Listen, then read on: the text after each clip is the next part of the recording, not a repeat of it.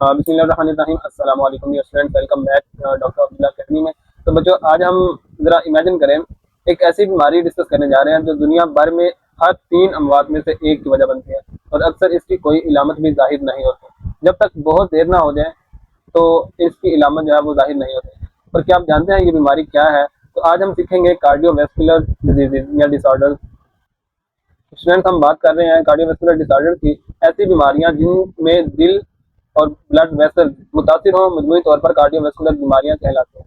तो स्टूडेंट्स, ये क्यों होती हैं, कैसे पहचानी जाती हैं और इनसे कैसे बचा जा सकता है? ये टॉपिक सिर्फ इम्तहान के लिए इंपॉर्टेंट नहीं है, बल्कि जिंदगी भर काम आने वाली इंफॉर्मेशन है, मालूमात हैं। तो चलिए शुरू करते हैं। इसमें जो भी short question, MCQs, long question वह हम साथ साथ डिस्कस कर लेंगे। और खासतौर पर जो CHD यानी कार्डियक जो है वो क्रोनिक हार्ट डिजीज और मायोकार्डियल इंफार्क्शन के जो लॉन्ग क्वेश्चन तकरीबन जो है वो एग्जाम पॉइंट ऑफ व्यू के लिए बहुत इंपॉर्टेंट है। तो साथ साथ आपको बताता चला जाऊंगा। और आज हम जो है वो सॉरी डिस्कस करेंगे कार्डियोवैस्कुलर डिसऑर्डर क्या है, कोरोनरी हार्ट डिजीज और इसकी वजूहात क्या है, और मायोकार्डियल इंफार्क्शन कैसे होता है। तो स्टूडेंट्स, हम बात करते हैं सबसे पहले कार्डियोवैस्कुलर डिसऑर्डर की। तो इसमें कह रहा है कैसी बीमारियां जिसमें दिल और ब्लड वेसल्स जो है वो मुतासिर होती हैं और मजमूई तौर पर कार्डियोवैस्कुलर बीमारियां CVD कहलाती हैं, यानी कि कार्डियोवैस्कुलर डिजीज। अब स्टूडेंट्स, जब भी कोई ऐसी बीमारी जो दिल को या खून की नालियों को मुतासिर करे तो उसे मजमूई तौर पर जो है वो कार्डियोवैस्कुलर डिजीज या मुख्तसर हम जो है ना उसको CVD कहते हैं। तो कार्डियो का मतलब होता है दिल और वेस्कुलर का मतलब है खून की नालियां, वेसल से निकले ना ये, तो दोनों मिलकर जो है वो कार्डियोवैस्कुलर डिजीज कहलाता है। डिसऑर्डर सॉरी, और डिसऑर्डर कहते हैं एक से ज्यादा अगर बीमारी हो तो उसको डिसऑर्डर मजमूई तौर पर कहते हैं, इसलिए इसको डिसऑर्डर कहते हैं। अच्छा स्टूडेंट्स, अब हम बात करते हैं कोरोनरी हार्ट डिजीज। इसमें कह रहा है कि कोरोनरी हार्ट डिजीज से मुराद कोरोनरी आर्टरीज का तंग हो जाना या बंद हो जाना है। यानी ये पहली बीमारी है कोरोनरी हार्ट डिजीज की, और इसका मतलब है कि कोरोनरी हार्ट डिजीज यानी कि कोरोनरी आर्टरीज तंग हो जाए या मुकम्मल तौर पर बंद हो जाए। तो याद रहे बच्चों, कोरोनरी आर्टरीज वही जो स्पेशल नालियां थी जो खुद दिल के पट्टों को खून जो है वो फराहम करती हैं। जाहिर है कोरोनरी दिल से निकला तो हार्ट डिजीज, तो coronary arteries arteries sorry arteries कहते हैं जो दिल को दिल से ब्लड लेकर जाते हैं, और कोरोनरी मतलब दिल के अंदर ही, यानी जो खुद दिल के मसल्स को, दिल के पट्टों को खून फराहम करते हैं उनको कहते हैं कोरोनरी आर्टरीज। और ये बीमारी जो है ना वो बुनियादी तौर पर एथेरोस्क्लेरोसिस की वजह से होती है। अब स्टूडेंट्स, इस बीमारी की सबसे बड़ी वजह वो कह रहा है कि एक प्रोसेस है जिसे एथेरोस्क्लेरोसिस कहते हैं, उसकी वजह से होती है। तो एथेरोस्क्लेरोसिस क्या है बेसिकली, इसका मतलब वो आगे बता रहा है कि इसका मतलब है आर्टरीज में चिकनाई वाले मादों का जमा हो जाना। अब बच्चों, एथेरोस्क्लेरोसिस दरअसल इस अमल को कहते हैं जिसमें आर्टरीज के अंदर फैट यानी चिकनाई वाले जो मादे होते हैं वो जमा होने लगते हैं, और फिर क्या होता है कि आर्टरीज में इन मादों की तहें बन जाती हैं जिन्हें प्लेक कहते हैं। और ये चिकनाई वाले जो मादे होते हैं वो आहिस्ता आहिस्ता एक तय की सूरत अख्तियार कर लेते हैं, आहिस्ता आहिस्ता जमा होते जाते हैं और एक तय बना लेते हैं जिसे प्लेक कहते हैं।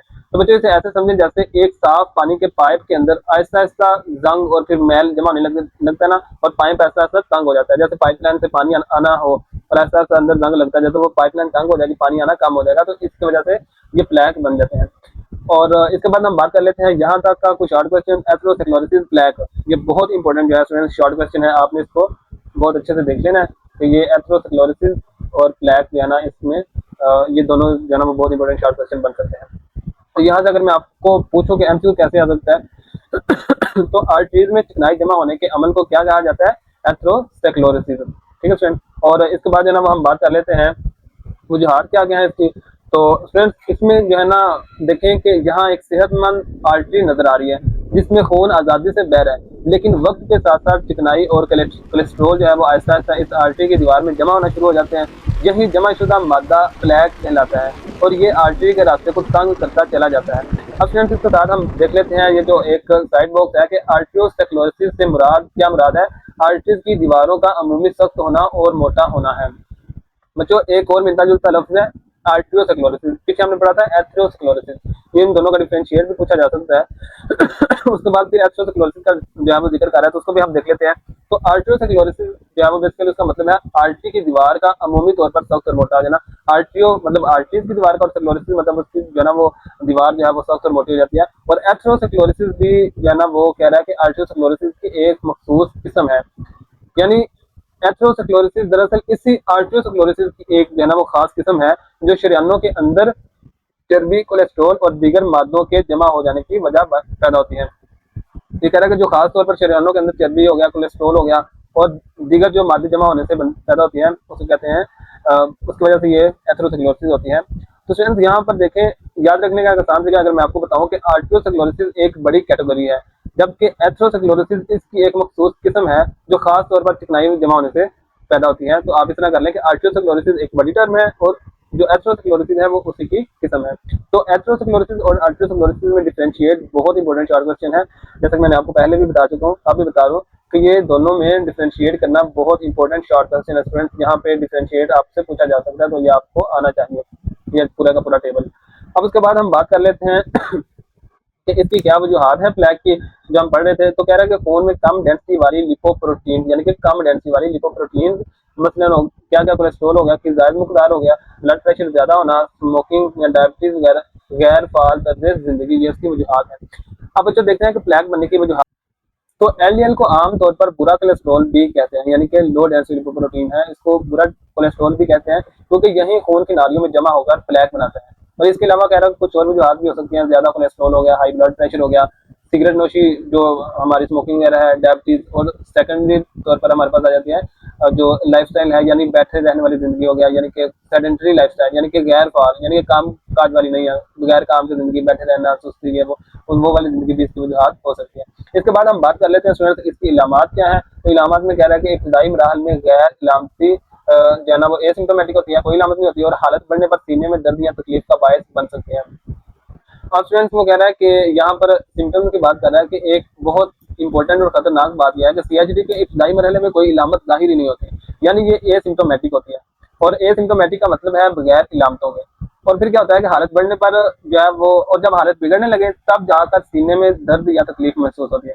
तो बच्चों यही वजह है कि सीएचडी को खामोश कातिल भी कहा जाता है, क्योंकि ये अंदर ही अंदर बढ़ती रहती है और इलामत बहुत देर से जाकर सामने में आती है। तो स्टूडेंट्स यहाँ पे अगर मैं आपको बताऊं कि शॉर्ट क्वेश्चन बन सकता है कि सीएचडी को जो है वो खामोश, जो है अगर मैं इस तरह से कहूँ कि खामोश बीमारी क्यों कहा जाता है, तो ये इसकी वजह है।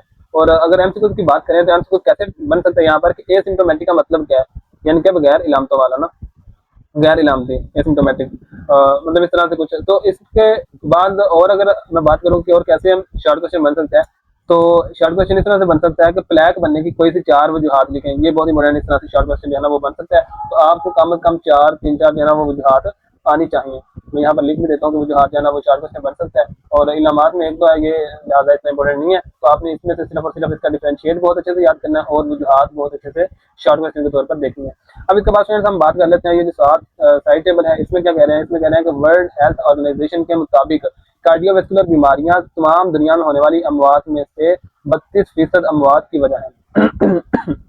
यानी बच्चों world health sorry world health organisation के मुताबिक पूरी दुनिया में होने वाली तमाम अमवात में से 32% अमवात सिर्फ और सिर्फ कार्डियोवैस्कुलर डिजीज की वजह से होती हैं। और पाकिस्तान में सीवीडी तमाम अमवात की 29% की वजह है। और खास तौर पर पाकिस्तान में ये शेरा बता रहा है कि 29% है। हैरानकुन बात बच्चों यह है कि जरा इमेजिन करें कि हर 3 अमवात में से तकरीबन एक मौत जो है वो सिर्फ दिल की बीमारी की वजह से हो रही है। तो यहाँ पे अगर मैं आपको बताऊं कि एमसीक्यू पूछा जा सकता है ये 29% वाला और 32% वाला, और इसमें शॉर्ट क्वेश्चन तो खैर नहीं इतना इंपॉर्टेंट। उसके बाद हम बात कर लेते हैं रिस्क फैक्टर्स क्या है फ्रेंड्स। रिस्क फैक्टर्स की बात कर लेते हैं। तो इसमें रिस्क फैक्टर्स कह रहा है बेसिकली कि मोटापा हो सकता है, हाई ब्लड प्रेशर हो सकता है, कोलेस्ट्रॉल की सतह का बुलंद होना और तर्ज जिंदगी के अवामल नामनासिब तर्ज जिंदगी। बच्चों खतरे के जो है ना वो बता रहा है कि खतरे के कौन कौन से अवामल है और इसका बचाओ। तो पहले हम खतरे के अवामल की बात कर रहे हैं। तो कह रहा है कि खतरे के अवामल ये है कि मोटापा हो सकता है, हाई ब्लड प्रेशर हो सकता है, कोलेस्ट्रॉल, ये आपके जो है ना वो कुछ आपको आने चाहिए यहाँ पे 3 4 ना कम से कम। उसके बाद बचाव का कह रहा है कि बचाव कैसे करना है, आपने सेहतमंद खुराक खानी है, बाकायदा वर्जिश करनी है, स्मोकिंग का तर्क करना है, यानी कि अगर स्मोकिंग कर रहे हैं तो उसको तर्क करना मतलब छोड़ देना, और ब्लड प्रेशर और कोलेस्ट्रॉल की मुनासिब सतह का ख्याल रखना है आपने। और इसके बाद जनाब हम बात कर लेते हैं इसकी पेचीदगियाँ क्या है, इसकी कॉम्प्लिकेशन क्या है, यानी कि अगर इलाज ना किया जाए तो कोरोनरी दिल की बीमारी सीएचडी यानी कोरोनरी हार्ट डिजीज मजीद शदीद हालात जैसे मायोकार्डियल इंफार्क्शन और हार्ट फेलियर का बायस बन सकती हैं।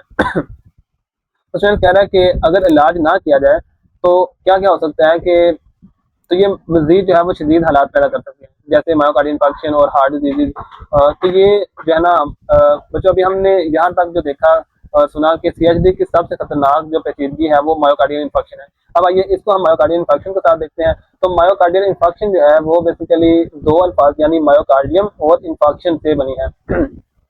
जो मायोकार्डियल इन्फेक्शन है बेसिकली वो दो हिस्सों से मिलकर बनी है, एक है मायोकार्डियल और दूसरा है इन्फेक्शन। और मायोकार्डियम का जो मतलब है ना, उसका मतलब है दिल के मसल, और इन्फेक्शन का मतलब है टिश्यू की मौत।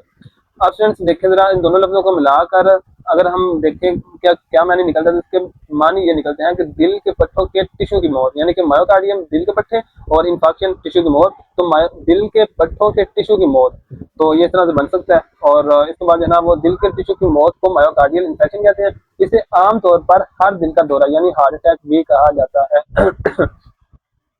अब स्टूडेंट्स इसमें कह रहा है कि हार्ट अटैक बेसिकली उसकी बात कर रहे हैं कि दिल के टिश्यू को जो है ना वो मायोकार्डियल इन्फेक्शन कहते हैं। बच्चों दिल के टिश्यू की मौत को जो है ना वो मायोकार्डियल इन्फेक्शन बेसिकली कह रहे हैं, जिसे आम अंदाज में हार्ट अटैक भी कहते हैं। ये इस वक्त होता है जब दिल के मसल के किसी हिस्से तक कुछ अर्से के लिए खून का बहाव ना हो, जिसके नतीजे में दिल के उन मसल की मौत हो जाए। अब स्टूडेंट्स वो ये बेसिकली इस वक्त होता है जब हमारे पास दिल के किसी हिस्से को कुछ अर्से तक खून नहीं मिल पाता ना, और नतीजा क्या निकलता है कि वहाँ के टिश्यूज मरने शुरू हो जाते हैं और मर जाते हैं, उसकी वजह से मायोकार्डियल इन्फेक्शन होता है। और इसकी जो है ना वो हम पहले ये साथ जो साइड टेबल बना हुआ है पहले हम उसको देख लेते हैं, फिर आगे हम चलते हैं इसको क्या है। तो बाज़ औकात मायोकार्डियल इन्फेक्शन सीने में दर्द की इलामात के बगैर होता है, इसे खामोश हार्ट अटैक कहते हैं। अब स्टूडेंट्स एक हैरानकुन बात यह है कि ये बाज़ औकात मायोकार्डियल इन्फेक्शन सीने में दर्द की इलामत के बगैर भी हो सकता है, और ये इसको साइलेंट हार्ट अटैक कहते हैं, यानी कि खामोश हार्ट अटैक कहते हैं। और ये अक्सर जो है ना वो कह रहे हैं कि ज्यादा जो उम्र के अफराद होते हैं और डायबिटीज के मरीजों में देखने को मिलता है। तो यही वजह है कि डॉक्टर्स खास तौर पर शुगर के मरीजों को बाकायदगी के साथ जो है वो दिल की जांच करवाते रहना का मशवरा देते हैं कि वो अपना शुगर वगैरह चेक करते रहे, साथ साथ दिल की जो है ना वो एनालिसिस करते रहे उनका। और उसके बाद हम बात कर लेते हैं कि वजूहात क्या क्या स्टूडेंट्स। वजूहात में अगर हम बात करें कि इसकी जो हार्ट अटैक है बेसिकली उसकी वजूहात एक या एक से ज्यादा कोरोनरी आर्टरीज में रुकावट आ जाना, जो आमतौर पर एथेरोस्क्लेरोसिस के प्लेग के ऊपर खून का क्लॉट बन जाने की वजह होता है। इसमें ये कह रहे हैं कि बेसिकली हार्ट अटैक की वजूहात देखते हैं।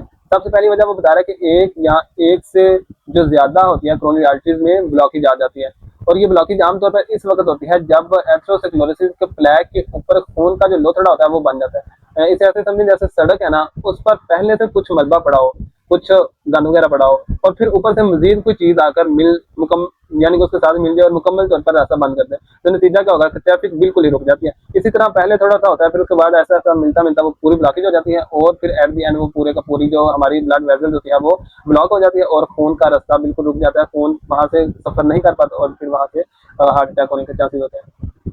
अब इसके बाद जो है ना वो हम बात कर लेते हैं कि देखें बच्चों, ये जो आपको नजर आ रहा है जो प्लेग पहले से आर्टरी में जमा हो चुका था, अब इसके ऊपर खून के छोटे जरात जमा होकर एक क्लॉट बना रहे हैं। ये क्लॉट आहिस्ता आहिस्ता बढ़ता है और आखिरकार पूरा रास्ता बंद कर देता है, और जब दिल के इस हिस्से को खून मिलना बंद हो जाता है तो वहां के टिश्यूज मरना शुरू हो जाते हैं। यही है असल हार्ट अटैक। अब इसके बाद हम बात कर लेते हैं इसकी इलामात क्या है। तो शेर कह रहा है कि सीने में दर्द हो सकती है, तंगी हो सकती है और दबाव हो सकता है, सांस में तंगी हो सकती है, पसीना आना, बाजू, गर्दन और जबड़ों में सरायत करने वाला दर्द हो सकता है। यानी हार्ट अटैक की इलामात में कह रहा है कि सीने में जो है ना वो दर्द हो सकता है, तंगी हो सकती है, और उसके बाद जो है ना दबाव महसूस होना हो सकता है, सांस लेने में मुश्किल आ सकती है, पसीना आ सकता है, और ऐसा दर्द जो बाजू, गर्दन और जबड़ों तक फैल जाए वो दर्द होता है, ऐसा तो फैलता है। सरायत करने का मतलब यह है कि दर्द एक जगह से शुरू होता है फिर दूसरी जगह तक फैल जाए। तो बच्चों यही वजह है कि अगर कोई शख्स अचानक से सीने में दर्द के साथ साथ बाजू या जबड़े में भी दर्द फील करे तो फौरी तौर पर उसे हॉस्पिटल जाना जरूरी होता है। तो अगर मैं आपको बताऊं कि यहाँ पे एमसीक्यू जो है ना वो आ सकता है कि हार्ट अटैक की इलामात में कौन सी इलामात जो है ना वो शामिल नहीं है, 3 वो पूछेगा और 1 वो नहीं होगी वो पूछ लेगा। जैसे मैं अगर बताऊंगा 3 आपकी बुक में से पूछ लेगा, सीने में दर्द हो सकता है, पसीना आना, बाजू में दर्द होना, भूख बढ़ना, तो आपका जो टिक होगा वो क्या है कि कौन सी इलामत नहीं है, तो भूख बढ़ना नहीं है। तो इसके बाद हम बात कर लेते हैं कि इसकी ट्रीटमेंट यानी इसका इलाज क्या है। तो इमरजेंसी इलाज जो है वो क्लॉट को तहलील करने वाले दवात, एंजियोप्लास्टी जिसमें बंद होने वाली आर्टरी को खोला जाता है, स्टेंट डाला जाता है और ताकि आर्टरी खुली ही रहे। तो स्टूडेंट्स इसमें कह रहा है कि हार्ट अटैक के इलाज के लिए सबसे पहले इमरजेंसी इलाज दिया जाता है, यानी वो दवाएं दी जाती हैं जो खून के क्लॉट को गला दें। और इसके अलावा एक तरीका है एंजियोप्लास्टी का, जिसमें जो है वो बंद हो चुकी आर्टरी को जो है ना वो दोबारा खोला जाता है, और अंदर एक खास चीज डाली जाती है, एक स्टेंट डाला जाता है जिसे स्टेंट कहते हैं, और वो एक नाली टाइप होता है, आपको मैं आगे दिखाऊंगा अभी, ताकि आर्टरी जो है वो खुली रहे। तो स्टेंट जो है बेसिकली एक बारीक जालीदार ट्यूब होती है जो आर्टरी के अंदर रखी जाती है ताकि वो दोबारा तंग ना हो। तो एंजियोप्लास्टी और स्टेंट का क्या फर्क है आपको ये आना चाहिए। और इसके बाद देखें स्टूडेंट सॉरी, एंजियोप्लास्टी के दौरान एक बारीक ट्यूब के जरिए एक छोटा सा बैलून और स्टेंट बंद आर्टरी में भेजा जाता है। बैलून फूलकर प्लेक की दीवार की तरफ जो है वो दबाता है और स्टेंट वहीं खुलकर आर्टरी को हमेशा के लिए खुला रखता है। अब देखिए खून दोबारा आजादी से बहना शुरू हो जाता है। और इसके बाद हम बात कर लेते हैं कि इसकी क्या पेचीदगियां क्या हैं। तो हार्ट फेलियर जो है वो इससे अरिथमिया यानी बेकायदा धड़कन और अचानक कल्ब की गिरफ्तारी है। बच्चों अगर हार्ट अटैक का सही इलाज ना हो तो इसकी पेचीदगियां ये हो सकती हैं, हार्ट अटैक हो सकता है, हार्ट फेलियर वगैरह या अरिथमिया यानी दिल की बेकायदगी धड़कन, अरिथमिया कहते हैं दिल बेकायदा धड़कना शुरू हो जाता है, और कार्डियक अरेस्ट यानी अचानक दिल का रुक जाना, उसको कहते हैं कार्डियक अरेस्ट हो जाना। तो बचाव में इससे बात करते हैं कि सेहतमंद खुराक के साथ वजन को बरकरार रखना, स्मोकिंग से परहेज करना और बाकायदगी से वर्जिश करना, ब्लड प्रेशर, कोलेस्ट्रॉल और डायबिटीज को कंट्रोल करना जो है वो इसकी बचाव हो सकती है। बचाव के तरीके ये हैं कि सेहतमंद खुराक के साथ साथ आपने मुनासिब वर्जिश करनी है, वजन बरकरार रखना है, सिगरेट नोशी से परहेज करना है और ब्लड प्रेशर, कोलेस्ट्रॉल और डायबिटीज को कंट्रोल में भी रखना है आपने। तो यहाँ पे हमसे कुछ पूछा जा सकता है कि शॉर्ट क्वेश्चन पूछा जा सकता है कि इसकी जो है ना वो पेचीदगियाँ और बचाव दोनों मिला के हमसे कुछ पूछा जा सकता है। तो आपने इसको अच्छे से देख लेना है कि इसकी क्या पेचीदगियाँ हैं और क्या इसके जो है वो बचाव है। तो ये दोनों आपको मिला के हमसे शॉर्ट क्वेश्चन के तौर पर पूछा जा सकता है। आपने ये पेचीदगियाँ दो तीन याद रखनी है और सारा बचाव भी याद रखना होगा। इसके बाद फ्रेंड्स हम बात कर लेते हैं, हर साल 28 सितंबर को वर्ल्ड हार्ट डे मनाया जाता है। इसका मकसद लोगों को कार्डियोवैस्कुलर बीमारियों के खदशात से आगाही देना होता है।